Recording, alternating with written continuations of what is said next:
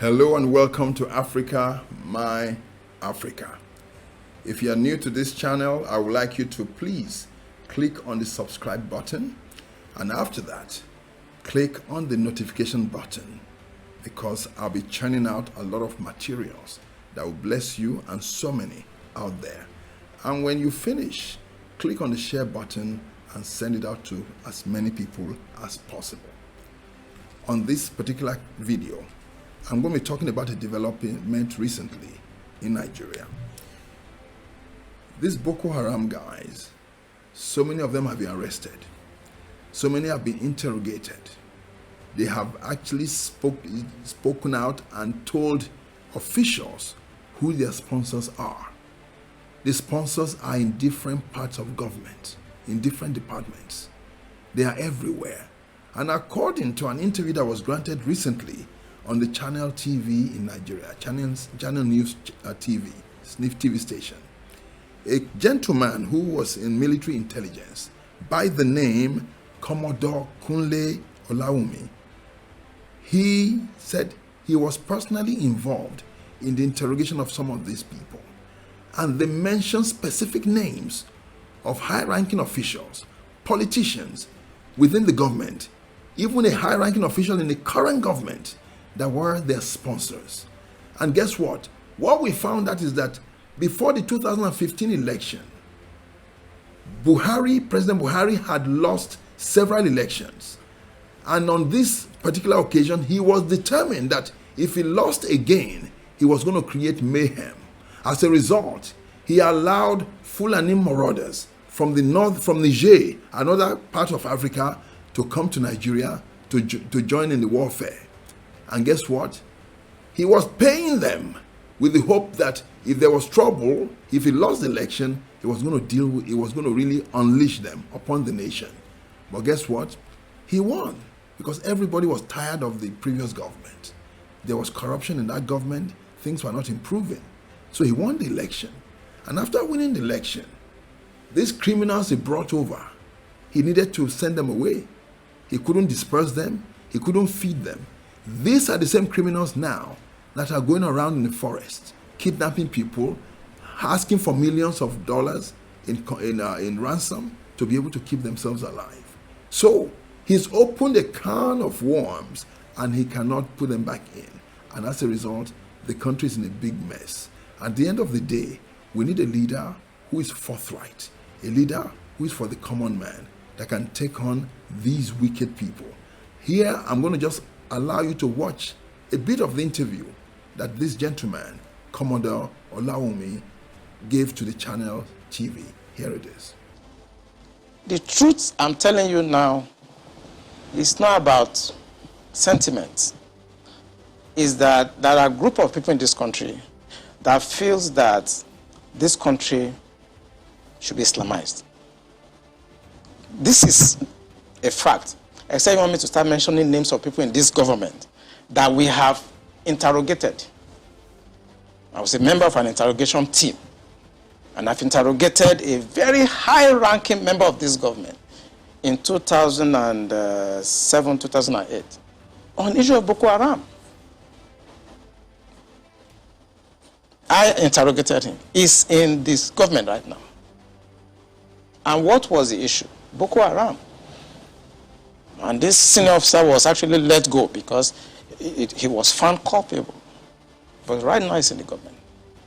You see, we must say the truth, because if you don't, this country is going down the precipice.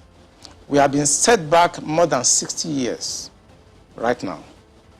We've gone back to the time before 1966 now.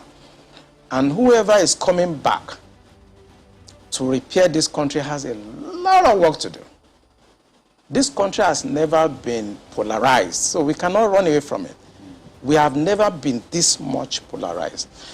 I'm a federal person. My mind is federal. My brain is federal. My loyalty is federal. I do things for the federal government. So I cannot come here and try to be sentimental. No, I'm a federal person. So will your life be at risk now that they're hearing you? I don't care. I don't care. And my colleagues, they know me. Those people that listen to me, they know me. I don't care. The issue is that this country is bigger than individual. That is the issue. This country is bigger than individuals. Buhari will come and go. Eliminating me or killing me will not solve the problem and will not add value. But he will come and go. And somebody must come and repair the damage to the psyche of this society, the damage to the polarization, to the nepotism that I've never seen in my life. I work with all these presidents. This is the worst situation I've found myself. And believe me, internet does not forget.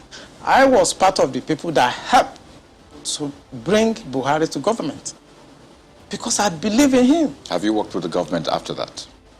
After you helped bring the government? Oh, of course, I worked with him. We brought him in 2015, and I work as the Deputy Director of Defense Administration. And we have a lot of hope in him. And we actually are ready to do anything for him. What he has turned out over the years is shocking to us.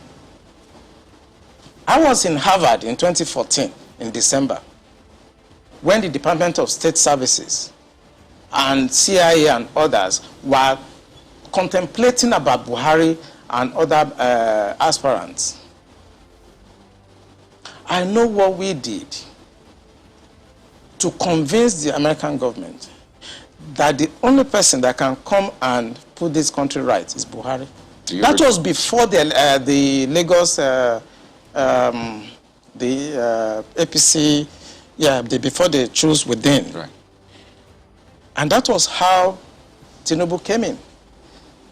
We know what we did, but what he has done in the past 6 years is shocking. It's unprecedented. And it should not be allowed to be swept under the carpet because the damage to the psyche of this country is monumental. Welcome back. You can see from what that man was sharing that it is deep, it is heavy. We have a beast in our midst. And you know what? We're going to have to confront that beast like David confronted Goliath and take down that beast. We can't allow this to continue. People are suffering. For the first time, I visited Nigeria some years ago. For the first time ever, I saw retirees, elderly people, standing by the roadside, Yorubas, Igbos, standing by the roadside with prescriptions from doctors. They didn't have money to buy those medicine. They were begging for money by the roadside. We know that traditionally, the Yorubas and the Igbos don't beg. We know the Northerners are familiar with begging, but not the Southerners. So when you now see Southern elders, the Igbos and the Yorubas, standing by the roadside with prescription, begging for money to buy medicine to keep themselves alive, and their pensions are not being paid, then you know something is gone wrong. So you know what? Whatever prayer you can pray, whatever you can do to get rid of these evil, corrupt politicians, do it. Like a friend of mine wrote, a gentleman, I love him so much. He's from Sierra Leone. He's actually a pastor, and his name is Pastor Khan. Listen to what he wrote to me. Because when I shared some of my videos with him, he wrote a message to me, and I just couldn't believe it. He said, and listen to what he said. He said, instead of buying 5 private jets and building expensive structures worth hundreds of millions of dollars, just 20 wealthy Nigerian pastors can contribute to buy arms with the help of professional mercenaries, training volunteers, with God on our side, completely flush out these demonic Fulani terrorists and thieves masquerading as herdsmen. Please understand that a man's best servant is himself. The criminal killers and thieves are coming into their comfort zones slowly. Are they going to wait until they are ambushed before acting? The prayer continues, but the action thereto represent faith. David prayed and acted in fighting for the freedom of his people. What are we doing? That's from Pastor Khan Jr. You know what? The time has come for us to decide how to take on these wicked, evil terrorists. So you know what? Let me hear from you. I need your comment at the bottom as to the solution. How do we go about it? What do we do? God bless you till we meet again. Bye for now.